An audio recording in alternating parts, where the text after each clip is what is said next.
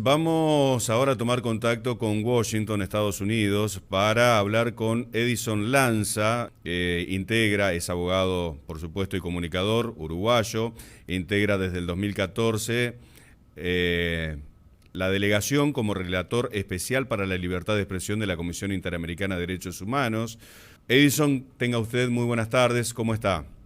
Buenas tardes, muy bien, muchas gracias por el contacto. No, gracias a usted por atendernos. Aquí Sergio Einich y quien le habla, Horacio Moglia, lo saludan. Quiero enmarcar primero una pregunta sobre un hecho aberrante en la República Oriental del Uruguay acerca de, una amenaza de muerte hacia un periodista y una fiscal de la República. Vamos a escuchar brevemente un pasaje que narraba uno de los noticieros y cadenas uruguayas como BTV. Decía lo siguiente.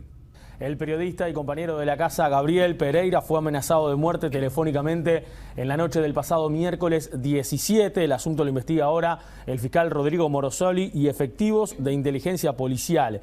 El día en el que Pereira recibió la amenaza, había comparecido ante el fiscal Diego Pérez por la divulgación en su cuenta de Twitter del contenido de una amenaza de muerte que había recibido la fiscal de drogas Mónica Ferrero mediante un WhatsApp. Hasta el momento se desconoce el motivo de la amenaza. En los últimos tiempos, el periodista Pereira ha venido tratando asuntos de seguridad pública de diversa índole como narcotráfico, enfrentamiento entre bandas y abuso sexual infantil, e insinuó que posee información relevante sobre otros temas que aún no tomaron estado público. El fiscal Morosoli le pidió a Pereira no realizar declaraciones.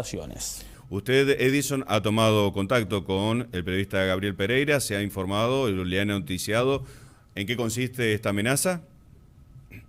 Sí, ayer yo me pronunciaba por mi cuenta de Twitter y antes de eso lo consulté, ¿no? Primero, obviamente, para solidarizarme y en segundo lugar, para conocer si el Estado estaba respondiendo como lo debe hacer respecto a, obviamente, sus obligaciones de proteger la vida de las personas que están en riesgo y también en relación a su profesión periodística, que es mi mandato, es decir, ver cómo los Estados reaccionan o actúan o cumplen con las obligaciones internacionales, y en este caso claramente la de investigar y proteger a un periodista que está en riesgo por ejercer la libertad de prensa, por informar, por buscar información.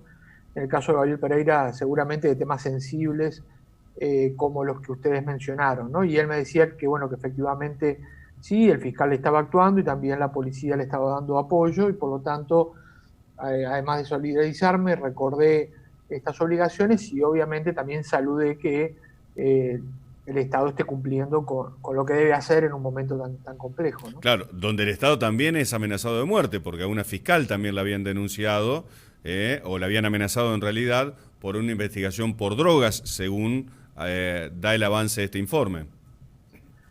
Sí, por supuesto que cuando los grupos del crimen organizado empiezan a actuar en cualquier región de nuestro continente, digamos, lo que buscan es impunidad, ¿no?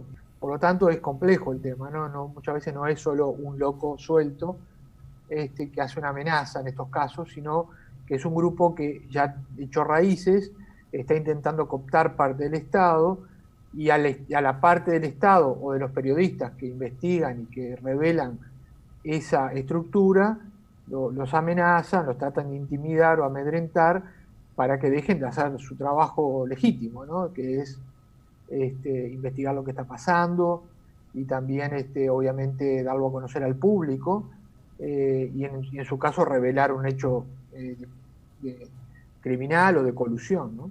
Básicamente sabemos que este periodista maneja muchos temas y ha investigado muchos temas que son, digamos, oscuros desde el punto de vista legal, desde el punto de vista de la justicia, y obviamente no se ha podido determinar a cuál de estos temas o de estas investigaciones responde la amenaza.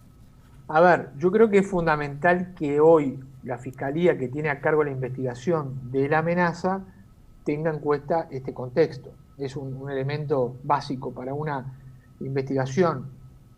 Digamos, partimos por un hecho o por un principio o por un estándar, para decirlo de alguna manera, que nosotros repetimos mucho en otras partes de la región. Cuando hay una amenaza o una agresión, y en algunos casos lamentablemente asesinato incluso de periodistas, lo primero que tiene que hacer la Fiscalía es hacer un estudio del contexto de las investigaciones que llevaba a cabo el periodista, o sea, agotar la línea de investigación que tiene que ver con el ejercicio de su profesión. Y en ese sentido, obviamente, en este caso puntual, el fiscal tiene que estar viendo seguramente cuáles son los temas que ha tocado públicamente o ha investigado y ha publicado Gabriel Pereira y que puede generar, obviamente, la reacción de estas personas afectadas por la transparencia, en este caso, ¿no? Claro. Es decir, o reveladas o que está en riesgo su negocio criminal por la información que ofrece Pereira.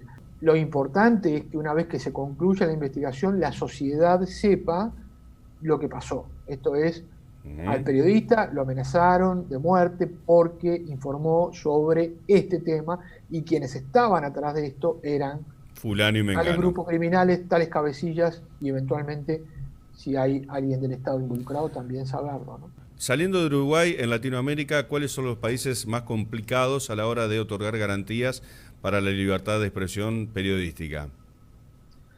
Y bueno, tenemos, yo diría como rápidamente, grandes patrones, ¿no? de problemas, algunos que tienen que ver con esto que venimos hablando, la violencia del gran crimen organizado, que se instala en ciudades y a veces en regiones enteras. Claramente México, un promedio de 18 o 20 asesinatos de periodistas por año, decenas de amenazas y de otro tipo de agresiones. Esto en Sinaloa, en Veracruz, en Oaxaca, en Sonora, o sea, hay como 4 o 5 estados que son como muy preocupantes. También Honduras y Guatemala ha pasado esto. En Colombia hoy los periodistas, por suerte, no son el blanco principal, pero sí con la desmovilización del conflicto armado hemos visto también que líderes sociales, defensores de derechos humanos, están siendo asesinados, lamentablemente, Sí. sobre todo porque su actividad, su denuncia, en algunas regiones donde antes operaba el tándem guerrilla, narcotráfico, autoridad, en fin. Y bueno, y Brasil, alguna zona de Brasil, la frontera de Paraguay y Brasil también, en este sentido. Luego tenemos el problema de estados que políticamente el Estado se vuelve un Estado autoritario o por fuera del Estado de la Venezuela. derecho. El caso de Venezuela es clarísimo, Nicaragua, obviamente Cuba, y donde los periodistas y los disidentes, opositores o líderes sociales o políticos son detenidos, censurados de distinta manera o desaparecidos por su opinión, ¿no? Por su opinión. Bien. Y luego, en tercer lugar, lo que tiene que ver con el discurso y la retórica antiprensa, que se transforma en un discurso, un hostigamiento en línea. Y esto por parte de democracias que insospechadas, digamos. El caso de Trump en Estados Unidos, el caso de Bolsonaro en Brasil, el caso de Bukele en El Salvador, el caso, obviamente, Maduro ya lo venía haciendo. Gracias por su tiempo, ha sido muy amable. Un abrazo. Edinson Lanza es obviamente comunicador uruguayo, abogado y está encargado como relator especial para la libertad de expresión por la Comisión Interamericana de Derechos, un caso puntual que hemos charlado en el día de la fecha y también queríamos saber la realidad latinoamericana.